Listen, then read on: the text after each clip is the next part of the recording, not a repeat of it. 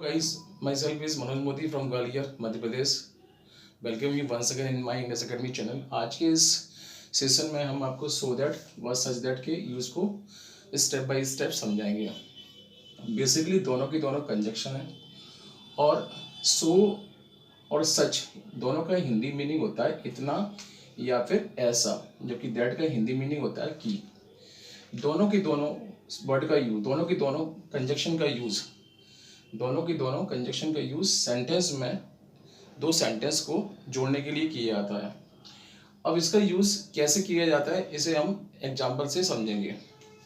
Type number 1, इसे मैंने type number 1 और टाइप नंबर 2 से डिफाइन किया है। टाइप नंबर 1 और टाइप नंबर 2 दोनों ही डिफरेंट तरह के एग्जाम्पल हैं।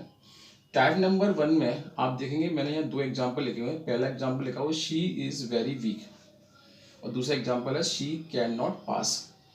अब इस सेंटेंस में आपसे ये कहा गया कि सो दैट का यूज़ कीजिए, तो आपको करना क्या है, आपको केवल इतना करना है कि इस सेंटेंस में अगर पहले वाले सेंटेंस में अगर वेरी लगा हुआ है तो इस वेरी को उठाकर आपको वहाँ पर क्या लगाना है, सो लगाना है।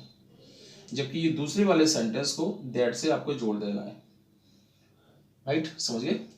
देखो जैसे मैंने क्या किया, शी इज वेरी को उठाया, यहाँ पे क्या किया, सो किया, फिर वीक को लिखा मैंने, फिर दैट लगा के दूसरा सेंटेंस जैसा था वैसा की वैसा मैंने यहाँ लिख दिया, यानी कि एज इट इज लिख दिया। तो जब भी कोई सेंटेंस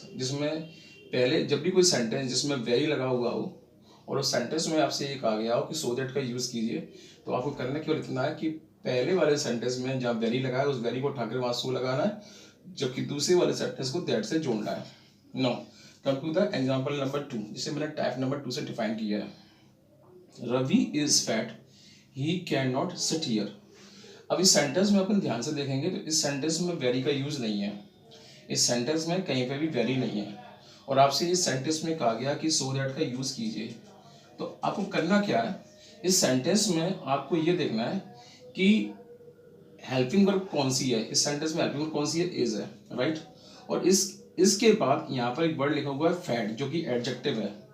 तो आपको करना क्या है, इस एडजेक्टिव के तुरंत पहले और हेल्पिंग वर्ब के बाद आपको सो लगाना है। जैसे कि मैंने सेंटेंस में किया है, रवि इज सो फैट, और दूसरे वाले सेंटेंस को दैट लगाकर जैसे का तैसा लिख देना है, यानी कि he can not sit here. तो सेंटेंस ये रहा, कुछ इस तरह से होगा, Ravi is so fat that he can not sit here, right. So that का यूज आपने जिस तरह से किया है उसी तरीके से आपको सच दैट का यूज करना है। सो के साथ और सच के साथ डिफरेंस ये है कि सच के साथ आर्टिकल ए व एन का यूज भी किया जाएगा, लेकिन सच का यूज करने के लिए आपको सेंटेंस में कुछ चीज़ों का ख्याल रखना पड़ेगा, जिसे हम एग्जाम्पल नंबर 3 से समझेंगे। अब आपके सामने एग्जाम्पल नंबर 3 और एग्जाम्पल नंबर 4 मैंने आपके सामने लिखे हुए हैं, और इन दोनों एग्जाम्पल में मैंने आपसे कहा है कि सो या सच का यूज़ कीजिए।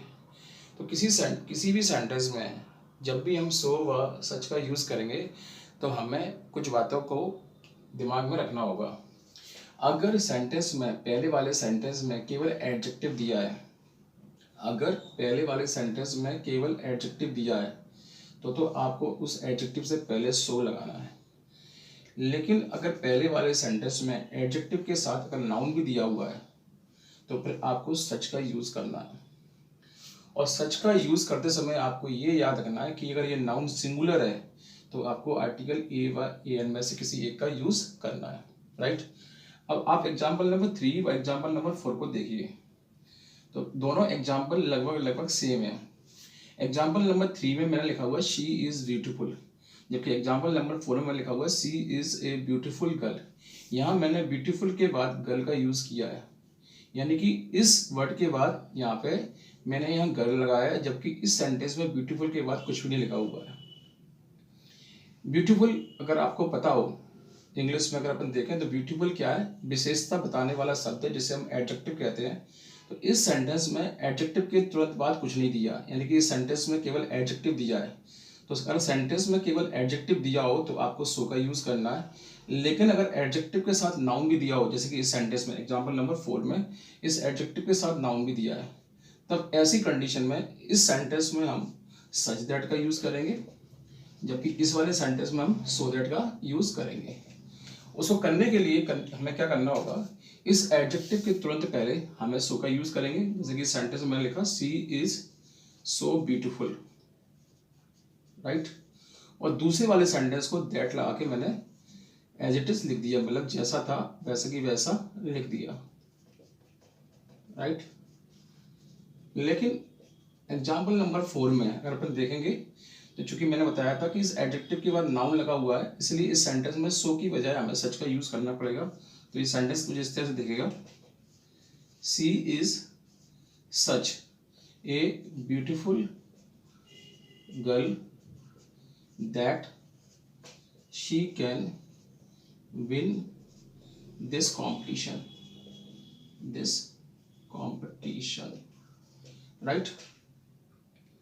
तो ओवरऑल मेरा कहने का मतलब ये है, जब भी किसी सेंटेंस में आपसे ये पूछा जाए कि सो और सच में से किसी एक को आपको सिलेक्ट करना है, तो आपको ये याद रखना पड़ेगा, अगर सेंटेंस में एडजेक्टिव दिया है, केवल एडजेक्टिव दिया है तो सो लगाना है, और एडजेक्टिव के साथ अगर नाउन दिया है तो सच का यूज करना है, और सच के साथ आपको आर्टिकल AYN का यूज करना पड़ेगा, राइट। जैसे कि इस सेंटेंस में एग्जाम्पल नंबर 4 में हमने सच के साथ क्या लगा दिया, ए, जो कि सेंटेंस में ऑलरेडी दिया था।